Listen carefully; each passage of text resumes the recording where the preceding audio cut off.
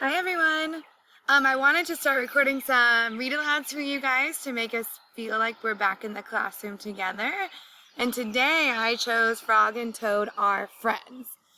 So throughout the book I do have some places where you guys can stop and jot because that's something that we do a lot of in class. If you do want to stop and jot throughout the video, make sure you have a pencil and paper nearby. And when I get to these stop and jots, you can press pause on the video, write down your stop and jot using the sentence starter, and then press play to finish the video. If you don't want to do stop and jots, that's totally fine too. You can just watch the video through. So again, this is Frog and Toad are friends, and if I do my sneak peek, notice the front cover. I see Toad. Looks like he's reading a book to Frog. Frog looks like he's thinking about something, and this is the blurb. It says, from writing letters to going swimming, telling stories to finding lost buttons, Frog and Toad are always there for each other, just as best friends should be. So it sounds like they're going to be swimming, telling each other stories, and looking for some sort of lost button. Chapter 1, Spring. Frog ran up the path to Toad's house. He knocked on the front door. There was no answer. Toad, shouted Frog, wake up. It is spring. Blah, said a voice from inside the house. Toad, cried Frog, the sun is shining. The snow is melting. Wake up. I am not here, said the voice. Frog walked into the house. It was dark. All the shutters were closed. Toad, where are you? Called Frog. Go away, said the voice from a corner of the room. Toad was lying in bed. He had pulled all the covers over his head. All right, here's your first stop and jot if you want to. So remember to press pause. You can use the sentence starter to help. This says Toad is blank. So you're going to think of a word that would describe Toad based on what's happened in the story so far. Frog pushed Toad out of bed. He pushed him out of the house and onto the front porch. Toad blinked in the bright sun. Help, said Toad. I cannot see anything. I was thinking that Toad is lazy.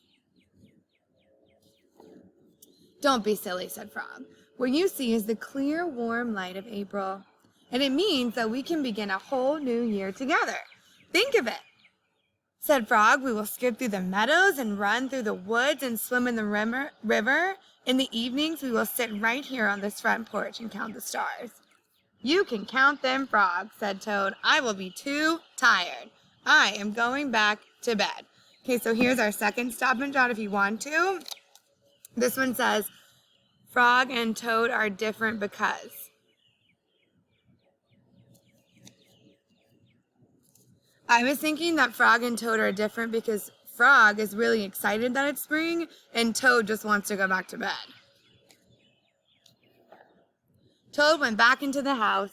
He got into the bed and pulled the covers over his head again. But Toad, cried Frog, you will miss all the fun. Listen, Frog, said Toad, how long have I been asleep? You have been asleep since November, said Frog. Well then, said Toad, a little more sleep will not hurt me. Come back again and wake me up at about 1/2 May. Good night, Frog.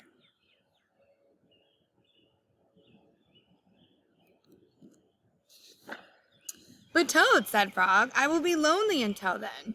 Toad did not answer. He had fallen asleep. Frog looked at Toad's calendar. The November page was still on top. Frog tore off the November page. Sneaky. He tore off the December page, and the January page, and the February page, and the March page. He came to the April page. Frog tore off the April page too. That's smart of Frog. Then Frog ran back to Toad's bed. Toad, Toad, wake up. It is May now. What, said Toad. Can it be May so soon? Yes, said Frog. Look at your calendar. Toad looked at the calendar. The May page was on top. Why, it is May, said Toad as he climbed out of bed. Then he and Frog ran outside to see how the world was looking in the spring.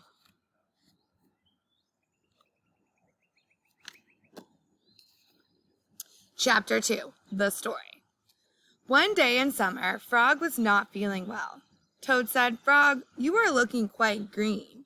"But I always look green," said Frog. "I am a frog." "Today you look very green, even for a frog," said Toad. "Get into my bed and rest."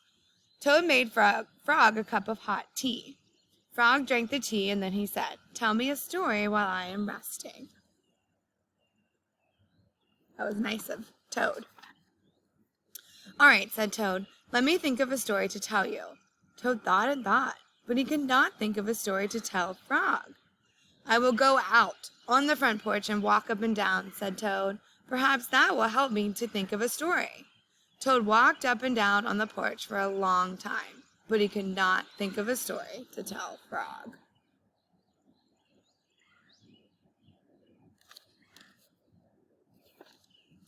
Then Toad went into the house and stood on his head.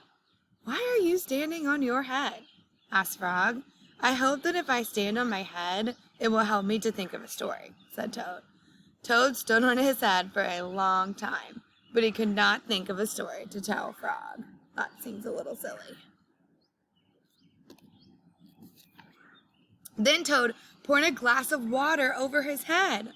"Why are you pouring water over your head?" asked Frog. "I hope that if I pour water over my head, it will help me to think of a story," said Toad. Toad poured many glasses of water over his head, but he could not think of a story to tell Frog. That is crazy.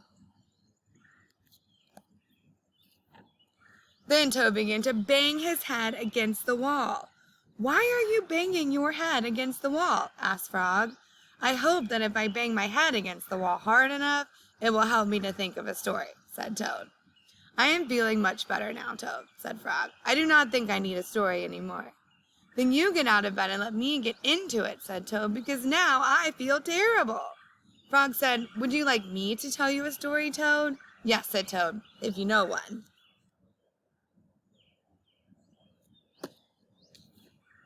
"Once upon a time," said Frog, "there were two good friends, a frog and a toad. The frog was not feeling well. He asked his friend the toad to tell him a story. The toad could not think of a story. He walked up and down on the porch, but he could not think of a story. He stood on his head, but he could not think of a story. He poured water over his head, but he could not think of a story. He banged his head against the wall, but he could not think of a story." Then the toad did not feel so well, and the frog was feeling better. So the toad went to bed, and the frog got up and told him a story. The end. "How was that, Toad?" said Frog. But Toad did not answer. He had fallen asleep.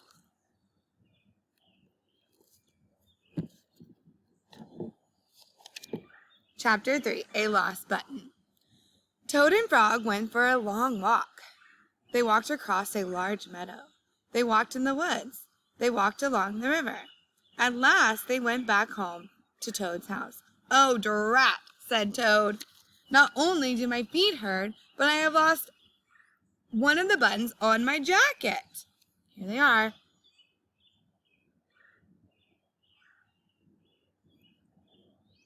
I think Frog will blink. I was thinking that Frog's going to help Toad find his button. "Don't worry," said Frog. "We will go back to all the places where we walked. We will soon find your button." They walked back to the large meadow. They began to look for the button in the tall grass. "Here is your button," cried Frog. "That is not my button," said Toad. "That button is black. My button was white." Toad put the black button in his pocket.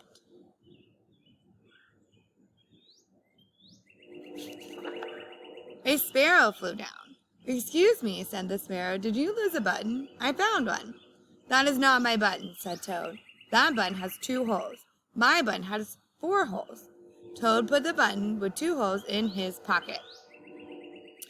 They went back to the woods and looked on the dark path.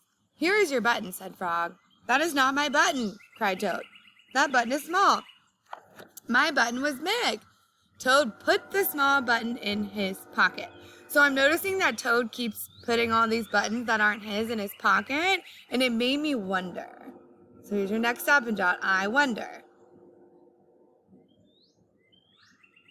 So I wonder, what is he going to do with all these buttons that aren't his? A raccoon came out from behind a tree. "I heard that you were looking for a button," he said. Here is one that I just found." "That is not my button," wailed Toad. "That button is square. My button was round." Toad put the square button in his pocket. Frog and Toad went back to the river. They looked for the button in the mud. "Here is your button," said Frog. "That is not my button," shouted Toad. "That button is thin. My button was thick."